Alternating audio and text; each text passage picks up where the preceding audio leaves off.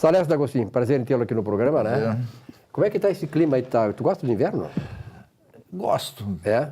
Não sempre, mas alguns dias, né? Durante o mês, durante um período. Não pode ser seguidamente. Isso é bom aqui no frio. Rio Grande do Sul, nós temos as 4 estações, né? Não tão bem definidas, mas elas estão muito presentes em nós, né?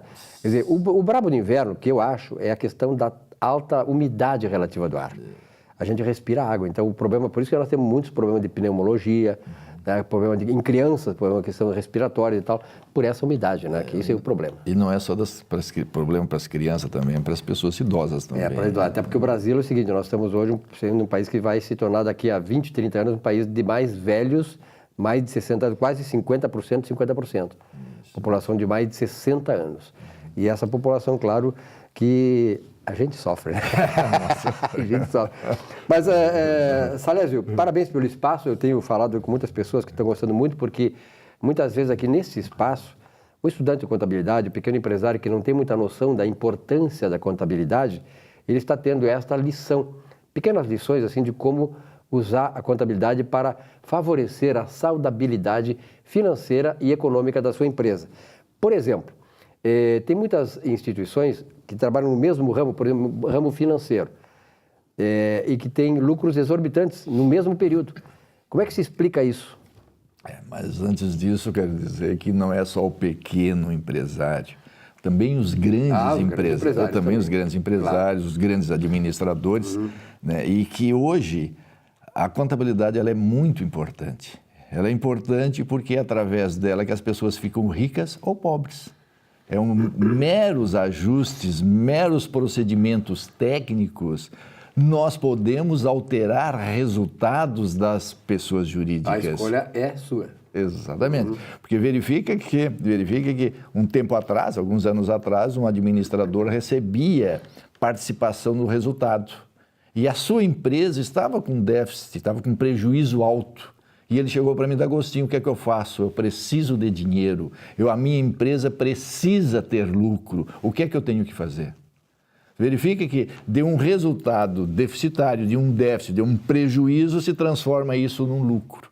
E muitas vezes a sociedade não sabe, né, como é que aquele lucro foi gerado, qual é a qualidade daquele resultado. E é muito importante, muitas vezes, quando se diz assim, Banco X deu tantos milhões de lucro, né? Como diz o Banrisul. O Banrisul, no trimestre que passou, teve 244 milhões de lucro, ou seja, 90% a mais do que o trimestre passado, o trimestre do mesmo período do ano passado. A mesma coisa aconteceu com a Petrobras, 6,961 bilhões de lucro. Como é que isso é gerado? Então, eu chamo a atenção para que as pessoas que tenham interesses nessas pessoas jurídicas, que tenham interesse nos investidores, os concedentes de crédito, quando tem interesse naquele agente econômico, contrate um contador para que ele diga como é que esse lucro foi gerado. Esse lucro foi gerado através da atividade econômica do agente. E qual é a natureza desse resultado, desse lucro, né? Exatamente. Por que isso? Porque antigamente lucro era muito simples. Comprava uma mercadoria por 100, vendia por 150, geramos um lucro de 50. Acabou. Lucro. E a ideia que se passou para a sociedade é que quando uma pessoa jurídica tem lucro, ela está bem financeiramente. Mas não é nada disso, porque eu posso ter lucro e financeiramente não estar bem. É o caso da Petrobras, por exemplo, né? O caso da Petrobras. Como é que funciona a contabilidade? Olha aqui, ó.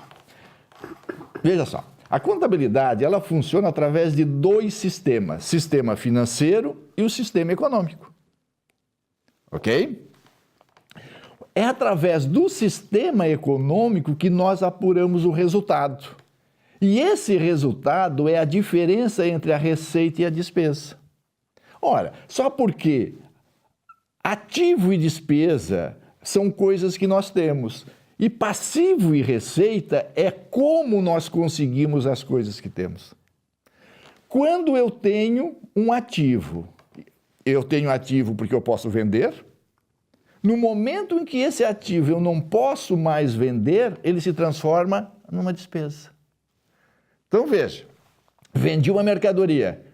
Logo, aquela mercadoria se transformou numa despesa. Por quê?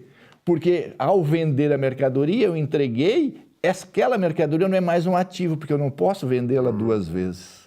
Se transforma em despesa.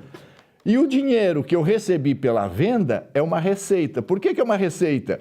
Porque receita é todo crédito que não me gera obrigações. Vendi a mercadoria, recebi o dinheiro, a pessoa que me comprou a mercadoria não vai pedir de volta o dinheiro, então é uma receita. Aquele é teu. Aquele é meu. Então verifica. Então nessa diferença entre despesa e receita é que apura o resultado. Então o que é que as empresas fazem? Ora, se eu estou com prejuízo, ou seja, se a receita é menor que a despesa, eu preciso fazer o quê? Aumentar a minha receita. E o que é a receita? Créditos que não me geram obrigações. Ora, se eu quero apurar uma receita, o que é que eu vou fazer? Eu vou atualizar o meu ativo. Por quê? Porque o Código Civil diz o balanço patrimonial deverá exprimir com fidelidade e clareza a situação real da empresa. Ora, se eu tenho um imóvel, paguei por esse imóvel 1 milhão,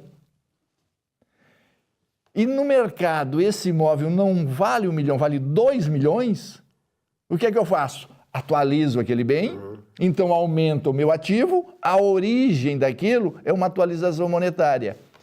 Tenho obrigações por essa atualização monetária? Não, então é uma receita.